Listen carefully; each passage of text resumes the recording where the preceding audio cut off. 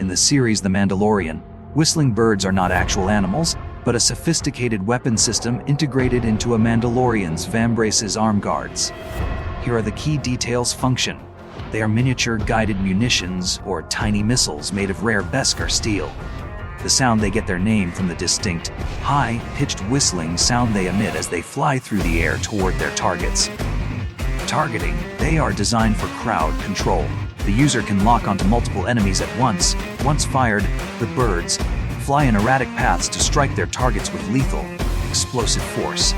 Rarity, because they are forged from Beskar, they are extremely valuable and limited. The armorer advises using them sparingly because they are difficult to replace. Wait. The holding is very valuable. Here.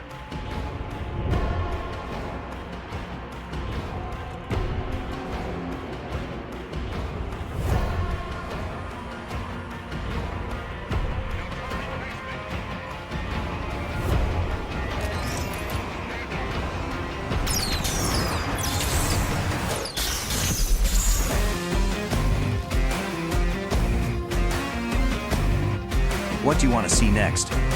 Drop a comment, and don't forget to subscribe and ring the bell to stay updated.